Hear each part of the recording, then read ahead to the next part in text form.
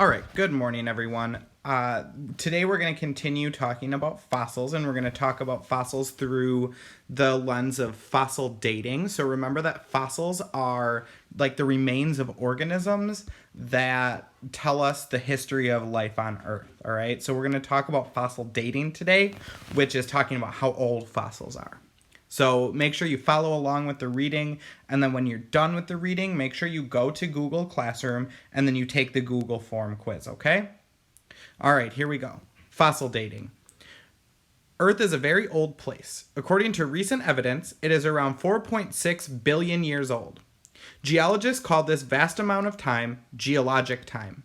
We know about past life by looking at remnants, marks, or traces of life forms trapped in rock. Rocks hold the key to much of what we know about Earth's history and the evolution of life on this planet. Fossils are evidence of ancient life.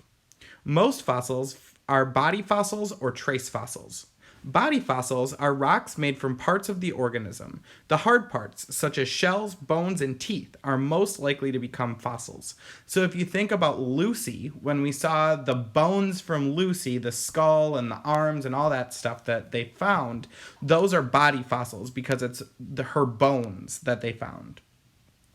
Trace fossils preserve evidence of activities. These rocks most often show tracks, tail drag marks, burrows, impressions, or droppings.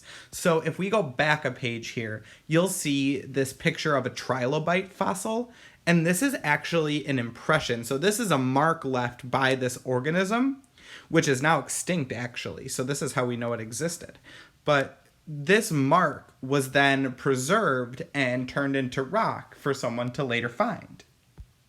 So that's what a trace fossil is. Relative dating. So this is talking about how old fossils are in relation to each other. Most fossils are in sedimentary rock. Sedimentary rock forms over thousands, sometimes millions of years. First, particles of gravel, sand, and mud settle on the bottoms of rivers, lakes, and the ocean. Little by little, those sediments pile up. Sediments also form in the desert. There, particles of dry sand drift and build up. Sediments sometimes cover dead organisms. The soft parts of organisms usually decay or are eaten, but the hard parts of organisms can remain. As sediments build up, the remains are buried deeper and deeper. The sediments become compressed and form rock around the remains of organisms. This process is really similar to what we heard when we watched the Becoming a Fossil video on PBS, about how over time, that stuff that's covering up the body of the organism kind of pushes down on it, and those minerals go in and replace the parts of the bone, and then it turns into a rock, becoming a fossil. In the 1600s, Nicholas Steno figured out how sedimentary rocks form. The Danish scientist said that lower layers of rock were laid down first. They are usually older than the layers of rock above. This rule is the principle of superposition. The principle allows paleontologists to compare fossil ages. A fossil in a lower layer of sedimentary rock is most likely older than a fossil found above it. This useful rule tells us the relative age of fossils, but it does not tell us how old a fossil or rock is.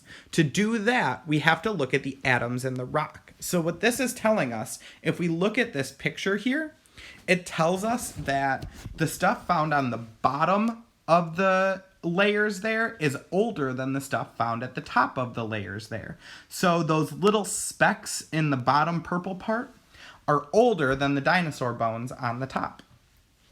The next part is about absolute dating. And this part's going to get a little confusing. So I want you to just listen, and then I'm going to explain what this means at the end. So it says absolute dating. All matter is made of particles called atoms. Each atom is an element such as carbon, potassium, uranium, or oxygen. Atoms are made of even smaller particles. In any one element, the number of smaller particles can vary. For example, carbon comes in 3 forms: carbon-12, carbon-13, and carbon-14. Each form has a different number of particles and is called an isotope. A radioactive isotope loses small particles at a fairly constant rate. And gradually, it changes into a different isotope. If it loses enough particles, it can change into a different element. This is radioactive decay. Different radioactive isotopes decay at different rates. Depending on the isotope, it can take minutes to millions of years for half of the radioactive isotope in a sample to decay. This time is the half-life of the isotope. Isotopes with a long half-life are used to date rocks. For example, the half-life of uranium-235 is 704 million years. It takes 704 million years for half of a sample of uranium-235 to turn into another element, lead. By measuring the ratio of uranium to lead in a rock sample, geologists can calculate when the rock was formed. For example, if a rock is 50% uranium-235 and 50% lead, we know that it is 704 million years old. Once you know the age of the rock, you know the age of the fossils in that rock. Okay, that was kind of confusing. What I want you to understand from this page is that scientists can look at the atoms and the elements inside of a rock and they can tell how old it is.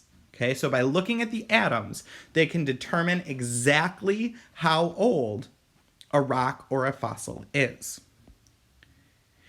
This next part talks specifically about one of those atoms. So it talks about carbon-14 specifically. Carbon-14 has a half-life of 5,730 years. Paleontologists use this isotope to measure the age of fossils of organisms that lived in the last 50,000 years or so. Carbon-14 occurs in the upper atmosphere.